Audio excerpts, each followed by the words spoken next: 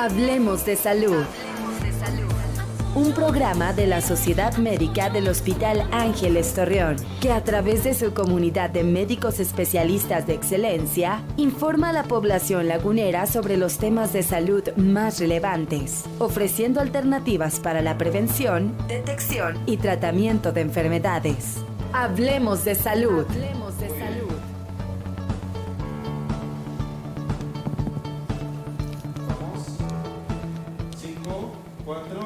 3, 2, ahí.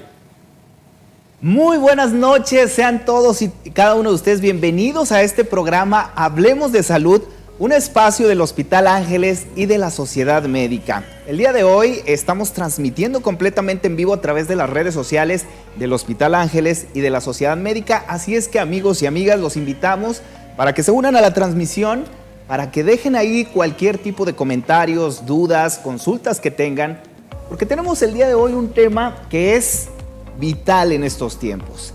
Depresión en todos los niveles. Un tema del cual urge hablar en estos momentos, ponerle bastante atención. Y por ello tenemos a nuestro equipo de especialistas. Quiero presentarles en primer lugar a la doctora Guadalupe Rodríguez Prieto. Ella es paidopsiquiatra. Doctora, bienvenida. Gracias por estar aquí en el programa. Gracias por la invitación. Nos acompaña también la licenciada Marta Alicia Monarres Favela, psicóloga. Doctora, licenciada, gracias por estar acá con nosotros. Gracias por la invitación. Nos acompaña el doctor Juan Pablo Morelos, neurólogo pediatra. Doctor, bienvenido. Gracias, Marco. Y también está con nosotros el doctor Israel Soto Rivas. Él es internista y geriatra. Gracias, Marco. Muchas gracias. Bueno, pues hay mucho que hablar acerca de este tema de la depresión y la verdad es que es corto el tiempo que tenemos, así es que queremos entrar directo. Y yo quisiera preguntarle, doctora Guadalupe, para que vayamos entrando en contexto, ¿qué es la depresión? ¿Cómo se define?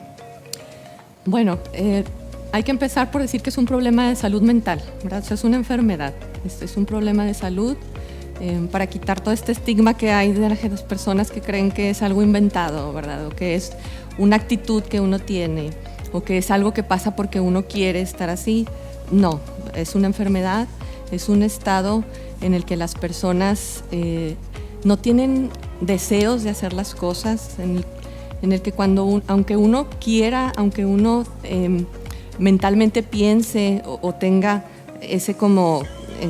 esa mentalidad de querer hacer las cosas, no se puede, no hay el impulso, no hay las ganas, no hay la energía. Las personas tienen problemas para dormir, alteraciones en su apetito, o sea, es toda una serie de signos y síntomas que afecta el funcionamiento de las personas, que afecta la forma en la que trabajan, que afecta la forma en la que se relacionan. Es importante, de hecho, mencionar que es la primera causa de morbilidad actualmente a nivel mundial. O sea, más que otras enfermedades crónicas como diabetes, hipertensión, etcétera, la depresión es la primera causa de morbilidad a nivel mundial. Creo que es bien importante esto que comenta, doctora, porque alrededor de este tema, como pasa generalmente en cualquier tema de salud, pero particularmente en este tema de la depresión, pues sobran los mitos y bueno, es importante entender que tal vez así como un día pasa algo en la rodilla y tronó la rodilla o ya no funciona bien la rodilla o el hombro, el codo, pues también pasa en el cerebro, ¿no? Entonces, es real esto que está sucediendo. Yo quisiera preguntarle al doctor Juan Pablo, ya vimos qué es la depresión, que la doctora nos dice como esta falta de ánimo involuntaria que tenemos, pero realmente qué es lo que está sucediendo ahí en el cerebro. ¿Hay sustancias que no se están generando o cómo es que deja de funcionar adecuadamente el cerebro para que suceda esto? Sí, efectivamente es un problema de salud, como lo dice la doctora Rodríguez, y hay una alteración en neurotransmisores a nivel cerebral. O sea, realmente hay una deficiencia, una alteración en cuanto a la función de noradrenalina, serotonina, cortisol. Entonces son un grupo de neurotransmisores que tienen una alteración en cuanto a su liberación y a su función adecuada, ¿no? Entonces realmente es un problema bioquímico, es un problema real, no es solamente ideas que tiene la gente, sino que realmente eso provoca las disfunciones que puede llegar a sentir. En muchos de los casos pueden llegar a ser cuestiones genéticas también, que son cuestiones hereditarias, pero también el medio ambiente y el entorno influye mucho, ¿no? Entonces, pues sí hay un trasfondo fisiológico de este tipo de problemas, ¿no? Algo muy relacionado con la actualidad en cuanto a la cuestión de COVID, por ejemplo, se vio una alteración del eje hipotálamo hipoficiario que afectaba la liberación de cortisol a nivel de las glándulas suprarrenales y daba una sintomatología de un trastorno depresivo, por ejemplo, y fue algo que una de las comorbilidades del COVID que se relacionó muy frecuente a partir de la pandemia, ¿no? Claro, y yo creo que se vive diferente, ¿no? Se puede vivir diferente, a lo mejor una depresión en infantes, en adolescentes y en adultos, incluso en adultos mayores. Pero a grandes rasgos, licenciada Marta Alicia, ¿cómo vive una persona una depresión? ¿Cómo se manifiesta en una persona? Bueno, ¿cómo se manifiesta? De las conductas, como ahorita mencionó la doctora, pues la tristeza, desánimo, estaríamos hablando de las emociones, pero también afecta la parte del proceso mental o los procesos mentales, ¿sí?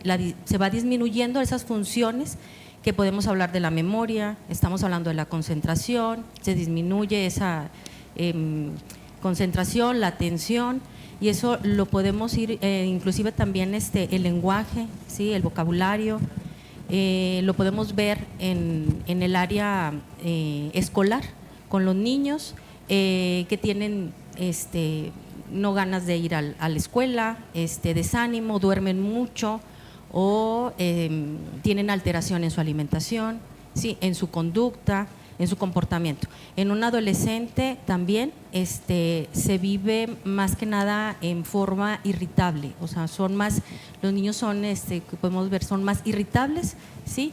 Que mostrar la tristeza. Ese es en lo que es con niños o adolescentes. En adultos, pues lo podemos ver también como una parte le llamamos depresión estacional. Es una parte donde generalmente se puede, ellos, inclusive cuando van a tener una jubilación, y van teniendo también una disminución en sus procesos mentales. Esas serían como la parte generales. Y creo que ahí en la parte de adultos, particularmente adultos mayores, doctor Israel, es donde podemos ver cómo el contexto, las situaciones que estás viviendo también tienen gran afectación para que tú puedas generar una depresión, ¿no? Hablaba ahorita el doctor de que pudiera ser también causas genéticas. Quiero pensar, no lo sé, que generalmente te das cuenta cuando es genético como a edades tempranas. Pero sin duda, tal vez conforme vas avanzando en edad y vas viviendo otro tipo de situaciones, aumenta también la posibilidad de caer en algún tipo de depresión. ¿Es así, doctor? Sí, así es. El adulto mayor suele ser un grupo más vulnerable a alteraciones de salud mental, que como la conocemos nosotros en geriatría. Esto, desafortunadamente, tiene muchos factores predisponentes y precipitantes. En la actualidad, de los principales problemas que vemos en el adulto mayor es la pérdida de funcionalidad. Al yo tener un adulto que hace menos actividades, eso me condiciona ciertas alteraciones en lo que se llaman funciones mentales superiores, como lo han mencionado ya mis compañeros, memoria, cálculo, orientación, etcétera, agregado a ciertas situaciones ambientales, como ya también lo mencionaron. Las redes de apoyo que presenta el adulto mayor en muchas de las ocasiones suele tenerlo en un estado de fragilidad o prefragilidad, como es un síndrome geriátrico que nosotros tenemos, y eso pues conlleva a mayor riesgo de presentar la depresión, ¿no? De hecho, aunque las estadísticas a nivel mundial nos hablan de un 7-8%, creemos que en los adultos mayores puede aumentarse ese porcentaje, desafortunadamente porque no tenemos una adecuada estadística de estos datos, o bien porque ellos hacen una presentación atípica de la depresión. Entonces eso es algo más complejo en el sentido de, aunque se tiene diagnóstico muy estricto en cuanto a definiciones, en el adulto puede presentarse de manera muy inespecífica y eso hace más difícil el diagnóstico, ¿no? Y si hablamos que el adulto mayor pudiera tener como causas contextuales de caer en una depresión, pues que se va a jubilar y que no está preparado, la situación económica, porque muchas veces en ellos recae la economía del hogar, en la disfuncionalidad a lo mejor de pronto de una familia, etcétera, pues digamos que en cierta medida eso nos parece a nosotros como más comprensible, pero eso no quiere decir que esto no pase en otra población de otra edad. Por ejemplo, ¿cómo se vive en los niños, doctora? ¿Cómo le puedo hacer yo para saber si mi hijo está atravesando por una depresión o es alguna otra cosa? Porque creo que también ha de ser bien fácil confundir, ¿no? Confundir si es realmente una depresión o es consecuencia de alguna otra enfermedad. Sí, sí, claro.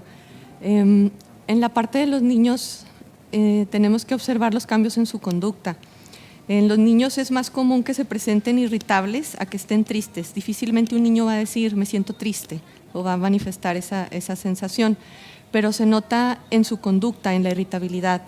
Empieza a haber un bajo rendimiento en la escuela, ¿sí? De repente los niños o los adolescentes se empiezan a aislar, ya no quieren salir como antes, sí, antes salían con los amiguitos a jugar por ahí en la calle, ya no muestran ese interés. Las cosas que les gustaba hacer ya no las hacen como antes, ya no las disfrutan, batallan igual para concentrarse en la escuela, sus calificaciones bajan, ¿sí? Entonces, esto nos empieza a dar una idea de que algo está pasando y si eso permanece, pues eso nos da una indicación de que algo le está pasando a ese niño y que pudiera ser una depresión. ¿Y cuál sería el primer acercamiento o el primer paso, doctor, que tuviéramos que dar cuando vemos que algo no anda muy bien con nuestro hijo? ¿Qué es lo primero que tenemos que hacer?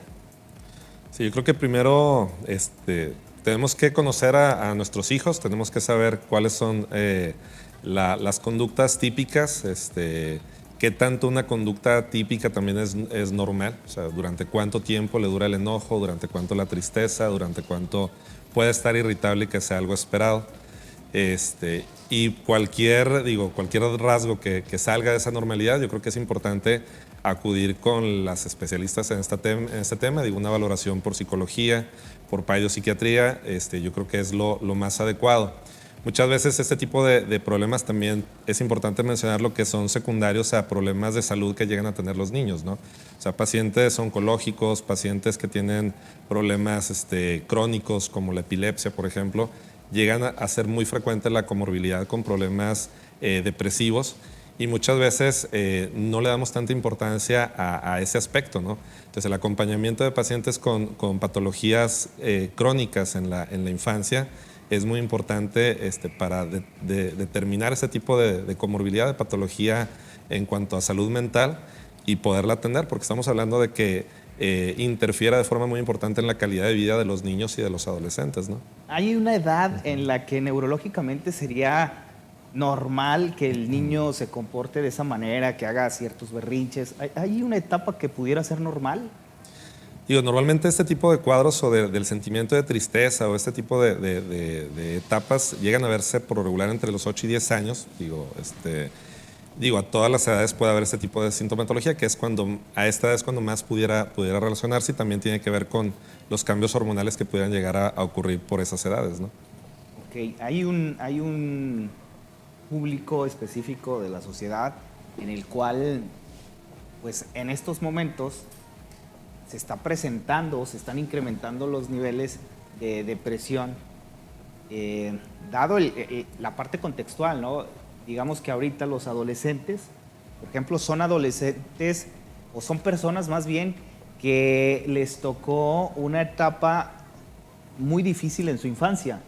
Recordemos a lo mejor cuando eran la época de la inseguridad de nuestro país, ¿no? Que estuvo bastante fuerte. Muchos de ellos se vieron afectados y muchos de ellos perdieron a lo mejor a alguien de su familia. Entonces, son los adolescentes de hoy en día, les tocó vivir una etapa muy dura. ¿Cómo lo están viviendo ustedes como psicólogos? ¿Hay una cultura de atención, de ir al psicólogo, de hacer un diagnóstico, una valoración? Sí, generalmente en consulta se presenta en conjunto con trastornos de ansiedad. O sea, sí va los niños o en general las personas con ansiedad, Generalmente también va aunado a un trastorno de somatización, un trastorno de alimentación. Entonces también llegan a la consulta con dificultades para el aprendizaje, y esto, bueno, al realizar alguna evaluación, pues vamos a un trastorno de déficit de la atención con hiperactividad. Generalmente sí se presenta una depresión en adolescentes. En niños es de todas las edades, niños y niñas, pero ya en la adolescencia prevalece más en el sexo femenino, esto por la cuestión hormonal, ¿sí? El ciclo vital, bueno, femenino, se dan cambios y prevalece más en el sexo femenino que en el masculino. En esta parte, bueno, de la evaluación que acuden, llegan por medio de escuela, ¿verdad? Porque están teniendo alguna dificultad, algún problema, alguna conducta, y llegan a revisión, a psicología, y posteriormente, bueno, esto también la revisión a psiquiatría y a neurología. O sea, se hace un equipo para realizar un diagnóstico diferencial y llegar cuál va a ser el tratamiento, ¿verdad? Porque también ahí viene la psicoeducación, que es en el área escolar y con la familia, porque también la parte depresiva puede ser por la cuestión biológica o también por la cuestión ambiental, ¿sí? Y puede ser algún episodio que haya tenido algún niño alguna pérdida, o sea, por ejemplo, en esta de la época de la inseguridad, sí, de la inseguridad, alguna pérdida de alguno de sus papás, o alguna otra pérdida, y los niños tienden a ser muy aprensivos con alguna de las figuras paternas.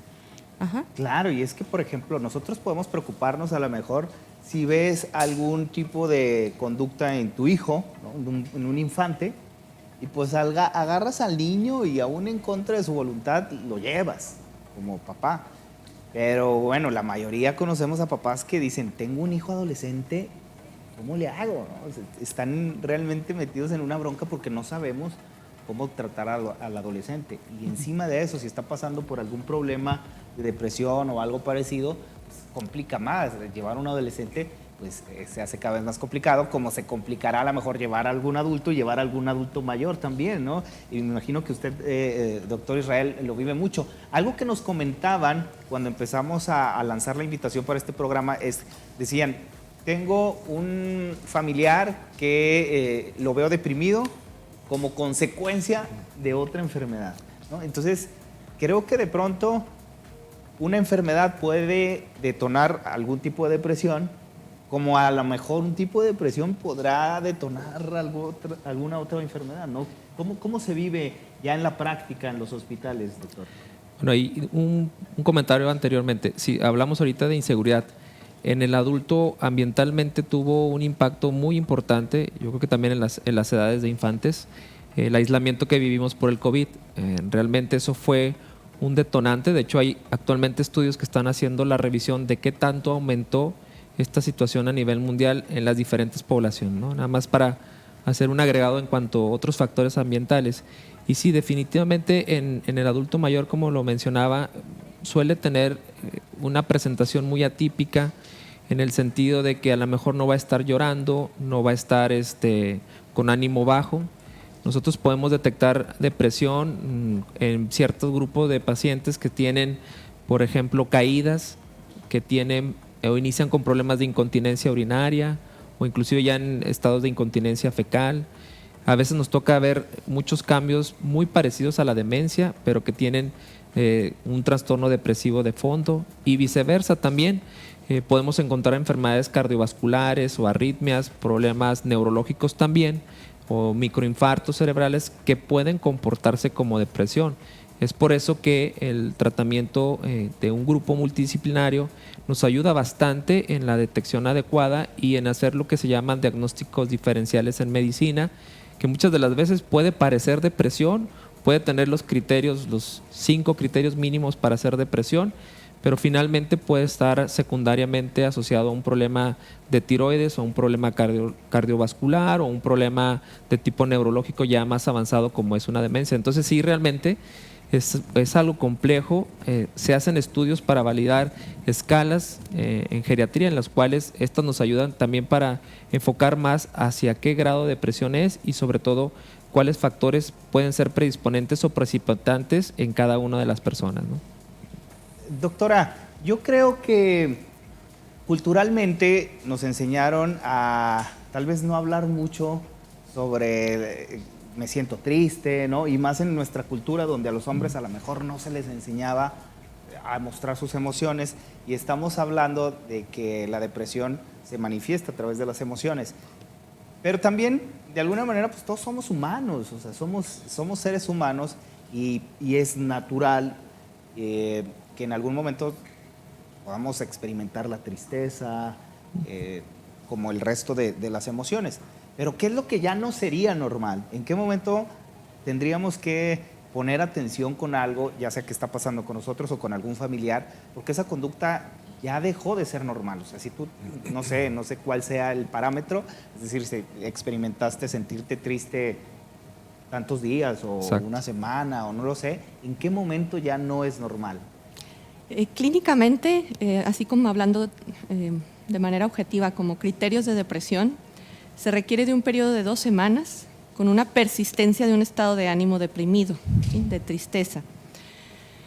Y de manera como general, se puede decir que cuando ya los síntomas afectan nuestro funcionamiento, cuando ya los síntomas no me permiten ir a trabajar normalmente, cuando los síntomas no me permiten seguir con mis relaciones como las tengo normalmente, con mi funcionamiento en general, ya hay un problema, ¿sí?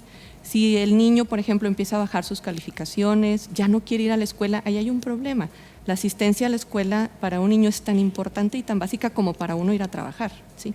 Entonces, más allá del aprendizaje que puedas adquirir, ¿verdad? Claro, es lo que él hace para que su funcionamiento sea lo normal, sí, lo esperado. O sea, es una necesidad básica que ellos tienen en ese momento, la convivencia, etcétera. Entonces, si socialmente se empieza a aislar, ya no convive, ya no quiere ir a los cumpleaños o está apartado, ¿sí? O en la escuela ya no quiere convivir o ya no quiere ir a la escuela, ahí hay una alarma.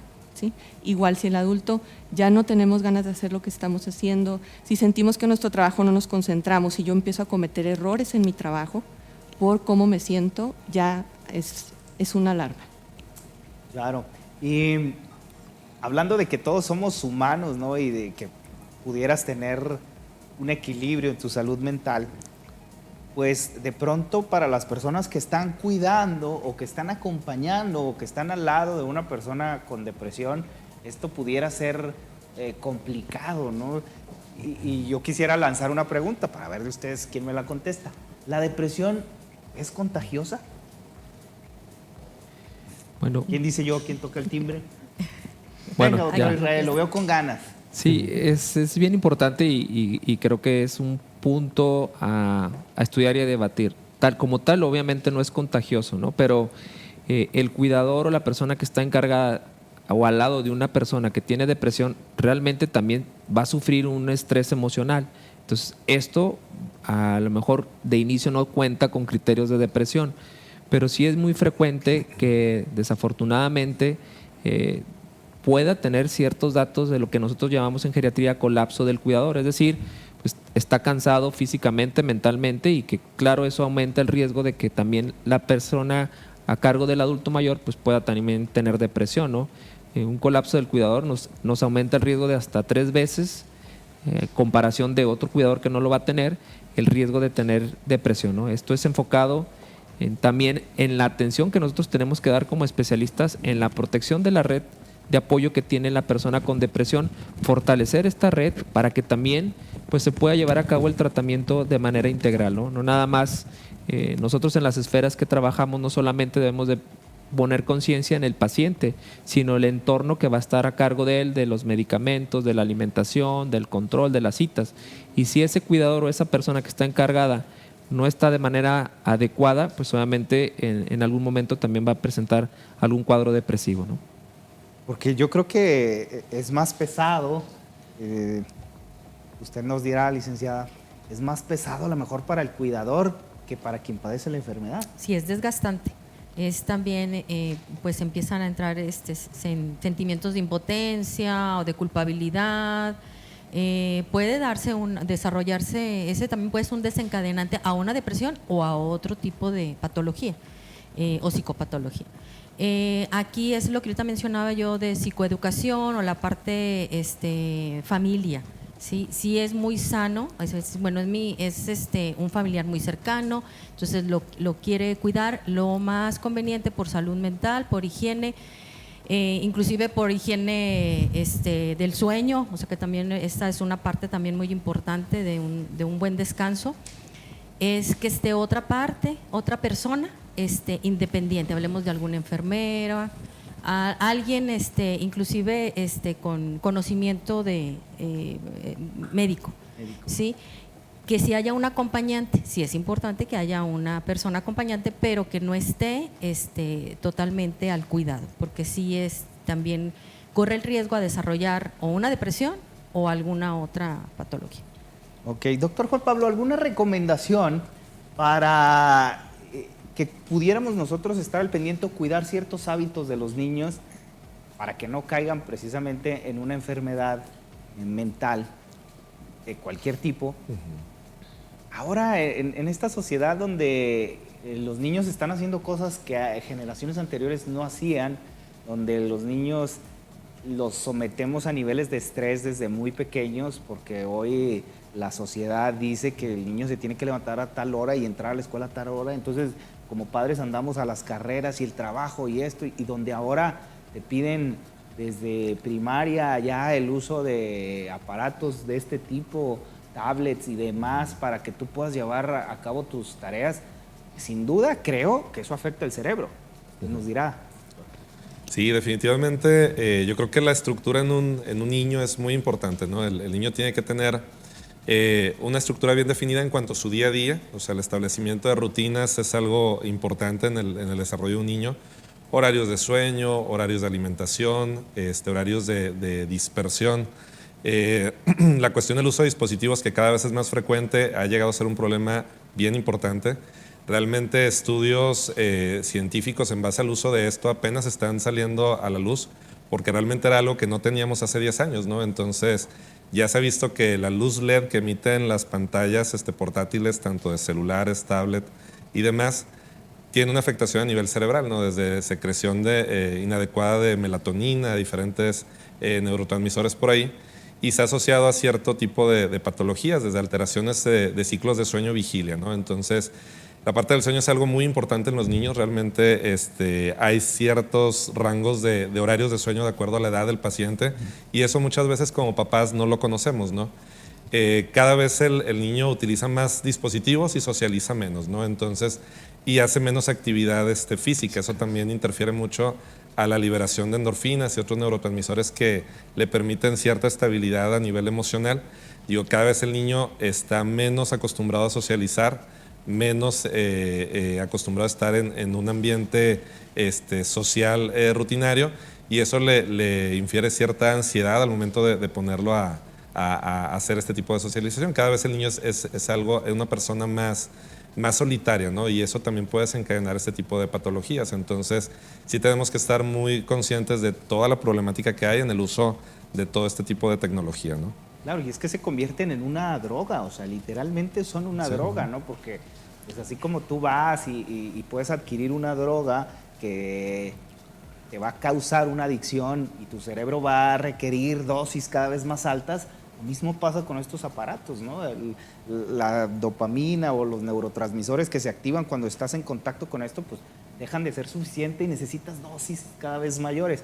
Y si en los niños un buen hábito sería, pues, medir, yo creo que regular, porque, híjole, también es una decisión difícil, porque de alguna manera no vivimos solitarios en el mundo y tenemos que adaptarnos como a algunas de las reglas sociales, y ahorita pues está esta tendencia a la tecnología que tiene su lado bueno y también tendrá a lo mejor algo que no nos sea tan positivo o tan útil, pero los niños pues tienen que entrarle, porque el día de mañana su carrera profesional dependerá del uso de la tecnología.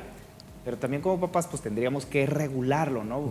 ¿Para qué? Para que no haya este tipo de afectaciones. Eso pudiera ser una excelente recomendación, como nos dice, doctora, en el caso de los niños. En el caso de los adolescentes y adultos, algo que me he fijado yo, doctora, es que pasa lo mismo, pero específicamente en el tema redes sociales. O sea, redes sociales vamos y vaciamos ahí todas las necesidades emocionales que tenemos y se convierte como en esta plataforma que exhibe, ¿no?, las necesidades internas emocionales que todos traemos y se convierte también en una navaja de doble filo, porque chocan mis necesidades con los estímulos que estoy viendo o con las exigencias que me presentan en las redes sociales. Entonces cada vez el problema se empieza a hacer más grande. Sí, pues este problema de las redes sociales es algo que es un problema nuevo, ¿no? O sea, como de la actualidad. Hay mucha información ahí a la que tenemos acceso y es importante estar al pendiente de qué están viendo nuestros hijos, ¿no? Y los adolescentes también, porque la cantidad de información a la que están ellos expuestos una vez entrando a las redes sociales es inmensa. O sea, es difícil, muy difícil controlar el acceso a la información. Entonces, es muy importante estar al pendiente de qué están haciendo, de con quién lo están haciendo, ¿verdad? ¿Qué estoy platicando? Bueno, pues con quién estás platicando, qué tipos de medios estás utilizando para platicar o qué material estás ahí buscando, qué estás viendo, qué información estás recabando. Como siempre, estar muy al pendiente para que esto no se convierta en una amenaza, ¿sí? O sea, que sea algo entretenido, que sea algo que los distraiga, pero que no se convierta tampoco en algo que los absorba, ¿verdad? O que les dé información negativa. Claro, que lo aprendamos a usar a nuestro favor y no para darnos en la torre nosotros mismos, ¿verdad? Doctor Israel, yo quisiera que nos compartiera algunos hábitos, porque hablando de que la depresión también tiene algunas causas ambientales o contextuales, pues me imagino que hábitos de vida que nosotros tengamos nos harán más o menos propensos a caer en depresión, ¿no? Y luego también se convierte como en una rueda de la fortuna, porque de pronto también si ya tienes depresión, pues practicas ciertos hábitos. Me imagino yo, por ejemplo, la actividad física. No sé si la actividad física esté relacionada con el tema de la depresión, pero no sé, por ejemplo, a mayor actividad física, pues menos probabilidad de que tú caigas en depresión. Pero si una persona que está deprimida, pues a su vez no va a tener ganas de hacer actividad física, ¿no? Entonces, ¿qué hábitos pudiéramos generar en nuestra vida diaria que nos ayudaran a blindarnos un poquito para no caer en temas de depresión? Fíjate que es muy buena pregunta, Marco. Sí, realmente el primer punto que nosotros hacemos ver en geriatría es mis cambios y mi envejecimiento. ¿Qué está como un envejecimiento exitoso o es un envejecimiento normal y un envejecimiento patológico? Realmente todos en algún momento de nuestra vida vamos a envejecer, o de hecho hay procesos en nuestro cuerpo que actualmente están envejeciendo. Específicamente en el adulto, bueno, primero es la aceptación y después ir trabajando en diferentes áreas, ¿no? El primer punto importante es qué enfermedades tengo yo y qué tan buen control tengo, ¿no? Entonces es el inicial. Después es la actividad física como parte preventiva en todos los niveles de edades del ser humano. Siempre se ha encontrado beneficios. Obviamente se tiene que adaptar a las características y algunas limitantes que pudiera tener el adulto mayor para evitar alguna lesión o algún otro tipo de problema físico. El tercer punto a reforzar es lo que ya mencioné anteriormente, lo que son las redes de apoyo, es decir, quién va a estar ahí listo, pendiente de alguna situación de estrés que pueda tener y que, bueno, definitivamente pueda tener un apoyo. Y el último punto que creo yo sería algo muy importante y trascendental es mi solvencia económica en una etapa más compleja, en el cual finalmente como atención suele ser más cara, la atención que requiere un adulto mayor. Entonces sí tener contemplado esos puntos que acabo de mencionar podría ser indispensable para tener un envejecimiento de manera adecuada, un envejecimiento exitoso y como tal esto disminuir el riesgo de presentar depresión, quitando los eventos que a veces se puedan tener de manera súbita, como duelos que llevamos por pérdida de algún familiar, etcétera. Eso sería la manera de que yo como adulto empezara, por decirlo así, a blindar mi salud mental, ¿no? Ok, fíjese qué interesante lo que nos está comentando, doctor, porque aquí vemos que el tema de la depresión pues es multifactorial. Claro. El tema de salud, el tema físico, el tema de hábitos. Pero algo que me llama mucho la atención, cómo está ligado o aparece ahí el tema de la economía. Entonces, a veces en nuestra cultura, pues, es de muy mal gusto hablar de temas de economía, ¿no? O decir que no pasa nada mientras tengamos vida con eso, ¿no? Y el dinero no importa. Y pues estamos viendo que sí importa, doctor, porque hay una relación directa entre el poder adquisitivo, la economía de las personas y la depresión. No quiero decir con esto que sea siempre culpa de las personas, ¿no? Pero creo que es un elemento muy importante que debemos de considerar, de tener en cuenta, donde claro que es importante para nuestro cerebro tener cierta seguridad económica en ese sentido. Sí, digo, todo es una acción preventiva, ¿no? Y lo vuelvo al punto inicial. El tener yo preparado mi envejecimiento, pues obviamente me va a ayudar a evitar dependencia de otras personas, que sería lo ideal, ¿no? Desafortunadamente sí, en nuestra sociedad tenemos puntos culturales que todavía no nos favorecen.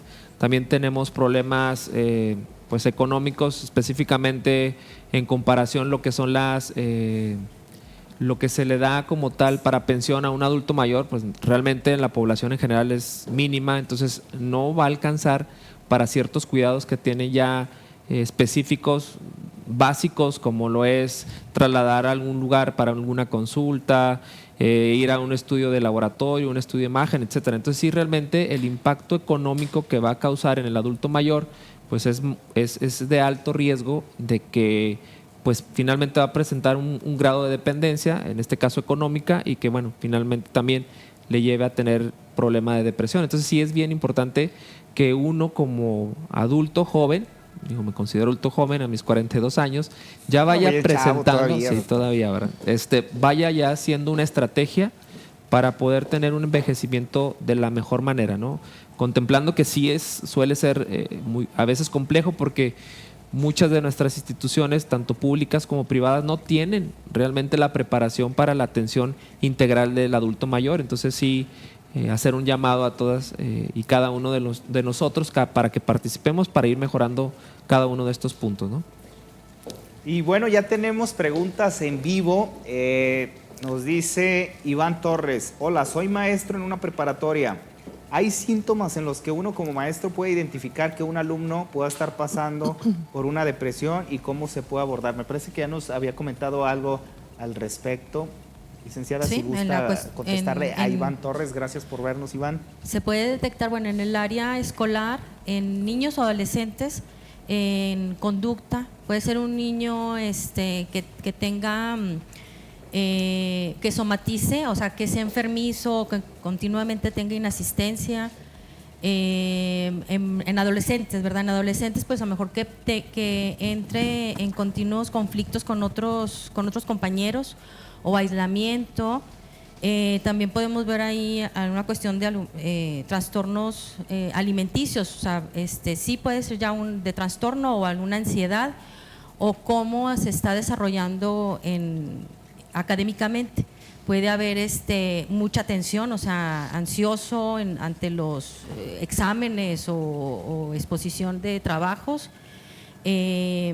o bien, bueno, también hay que ver ahí la parte familiar, o sea, si en un momento tiene acompañamiento, o sea, si llega solo o lo acompaña, está en preparatoria, ¿verdad? Sí. Bueno, ahí todavía puede, bueno, que tenga ahí el acompañamiento con sus papás o con algún cuidador, o sea, con otra persona que esté al cuidado. Y más que nada la parte social, cómo es la relación con sus compañeros, y también la parte autoridad, o sea, si hay generalmente ahorita mencionábamos que todavía a los niños o adolescentes se les dificulta expresar sus emociones como tal. Mejor me enojo, me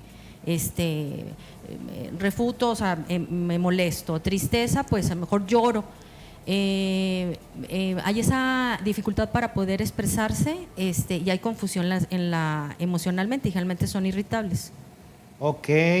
Bueno, también tenemos acá otros comentarios. Consuelo Rodríguez dice, interesante tema. Saludos a Consuelo Rodríguez. Rosy Chávez, muy interesante.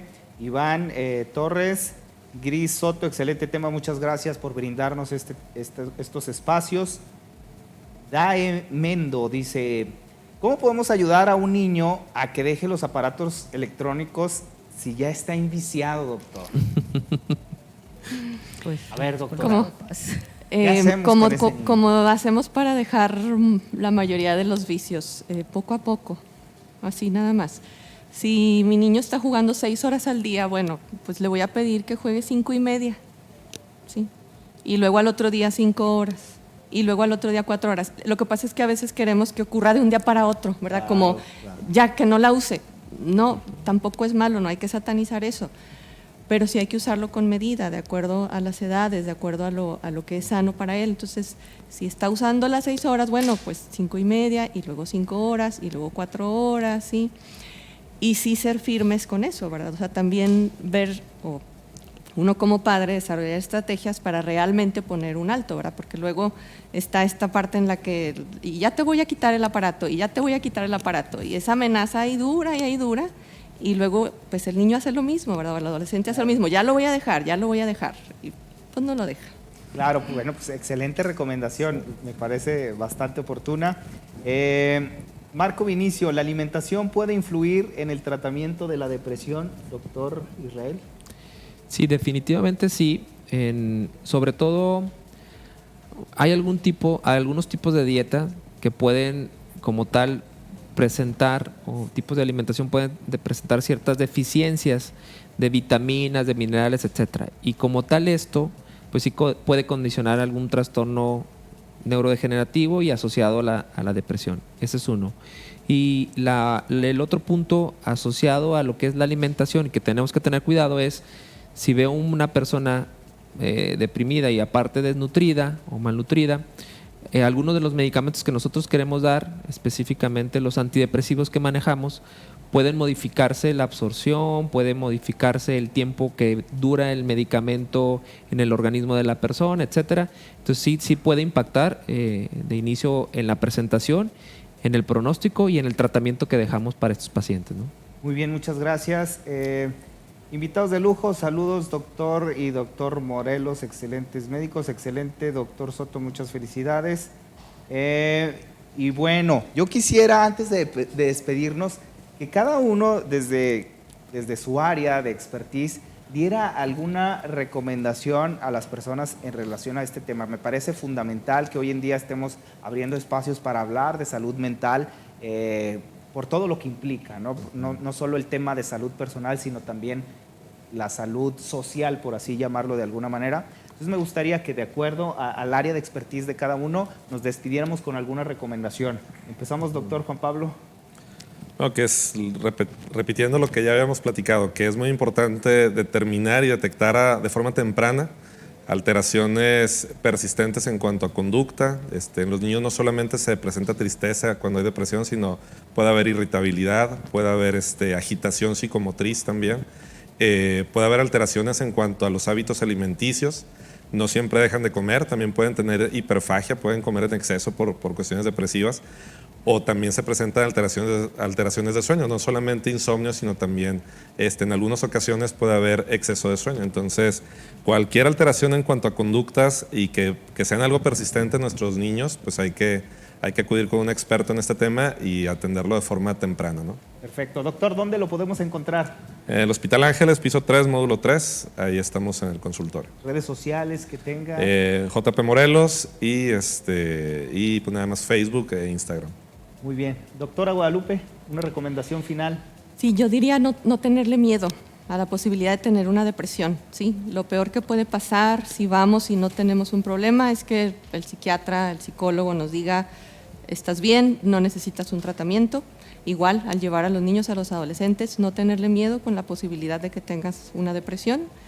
La parte buena es que ahorita el tratamiento ya para la depresión no es como lo conocíamos antes, ¿verdad? Estos medicamentos que nos ponían todos como fuera de este mundo, y que es a lo que mucha gente le tiene miedo, a la parte del tratamiento.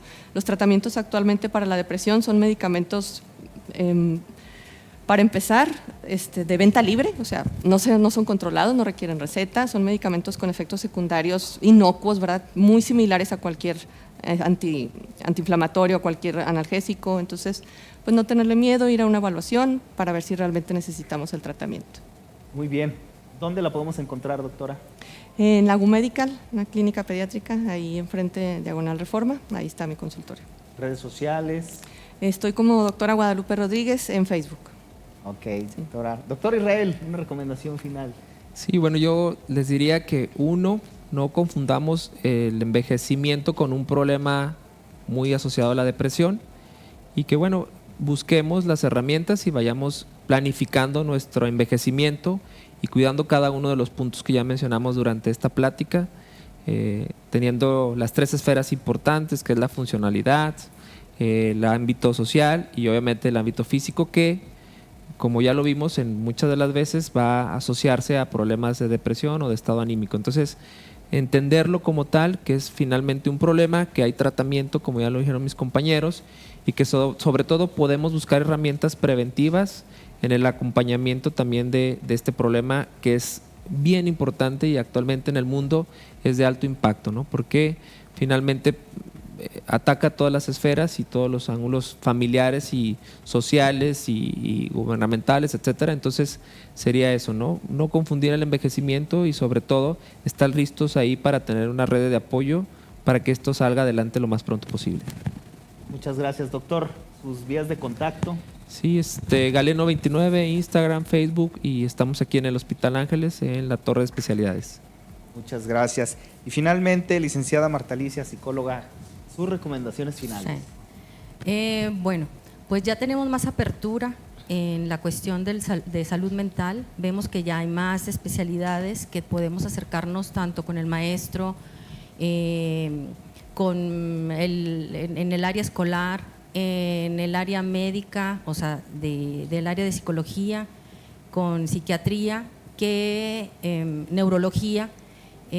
Muchas de las ocasiones esto era como mitos o impedimentos que ponían misma familia de no saber con quién recurrir, y ante una situación que se pudiera presentar, y hablemos de alguna pérdida, de alguna situación, bueno, que esté pasando por algún duelo, por alguna situación, pero si ya es notorio que esto no es momentáneo, se requiere acudir a una atención ya especializada, hacerlo, no tener tabú de que el medicamento puede ser adictivo, o sea, al contrario, es ver, no todos van a tomar medicamento, y ver que hay alternativas de terapia psicológica, una ahorita que está en vanguardia, o sea, es la de terapia cognitivo-conductual, y es muy utilizada, y esta tiene buenos pronósticos. ¿Sus vías de contacto? Aquí en el Hospital Ángeles, en el piso octavo, módulo 830, y pues directo. Perfecto, pues les agradecemos de verdad a cada uno de ustedes por su tiempo, todos y cada uno de ustedes médicos de la Sociedad Médica, y agradecemos también la presencia de la doctora Guadalupe como invitada en esta ocasión aquí por el grupo de especialistas médicos del Hospital Ángeles, y agradecemos también el favor de su atención. Creo que hablar de este tema de la depresión, pues sin duda ya contribuimos con un pasito, ¿no? Ya, el estar hablando del tema creo que rompe algunos mitos, y creo que vamos saliendo adelante en esta situación. Ya hablamos de el impacto tan grande que tiene nuestra sociedad, entonces me parece fundamental abrir este tipo de espacios, y por eso les agradecemos mucho su colaboración. Creo que es una responsabilidad compartida de toda la sociedad, pero sin duda nos sirve y nos guía mucho la experticia y el conocimiento que ustedes como especialistas en el tema tienen. Muchísimas gracias por haber estado aquí, y muchísimas gracias a ustedes por habernos acompañado. Nos vemos en la próxima emisión de Hablemos de Salud.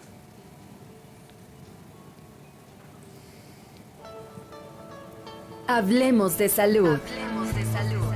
un programa de la Sociedad Médica del Hospital Ángeles Torreón, que a través de su comunidad de médicos especialistas de excelencia, informa a la población lagunera sobre los temas de salud más relevantes, ofreciendo alternativas para la prevención, detección y tratamiento de enfermedades. Hablemos de salud. Hablemos de salud.